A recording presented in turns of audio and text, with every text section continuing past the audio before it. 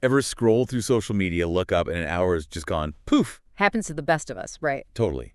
But we're not always thinking about what that scrolling's doing to our minds, especially with younger people growing up online. Definitely a whole other layer there. So today, we're diving deep into social media and mental health.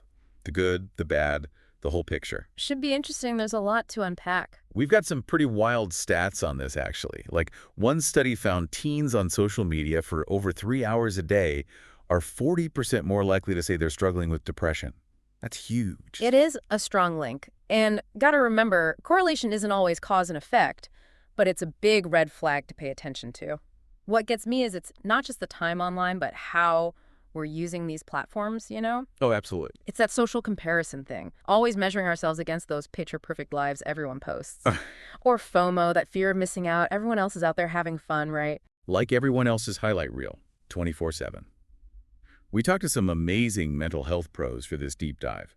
One therapist told us about a patient who kept feeling phantom phone vibrations. Like, they thought their phone was buzzing, but it wasn't. Exactly. And it was tied directly to their social media use. They were so anxious about missing a notification, being out of the loop.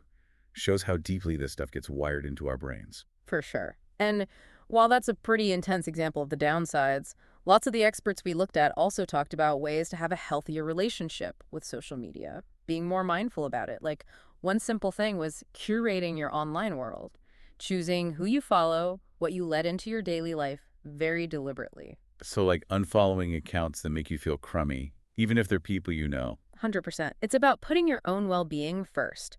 And it's not just cutting out the bad stuff. A lot of experts talked about actively looking for the good stuff, like joining online groups that match your interests, your values, you know, or following accounts that inspire you, make you laugh, whatever lifts you up. Reminds me of something one researcher we read said.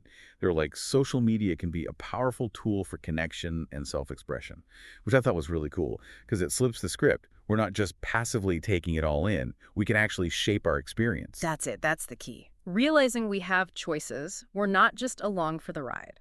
Which kind of leads us to a big question for everyone listening. When do you feel most affected by what you're seeing and doing online? In a good way, in a bad way, when does it really hit you? Great question to think about.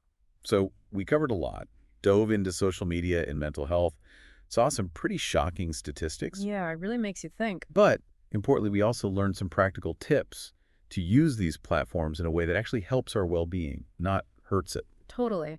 And as you're going about your digital life, just pay attention to those times when social media makes you feel good, makes you feel bad, connected, isolated, whatever it is.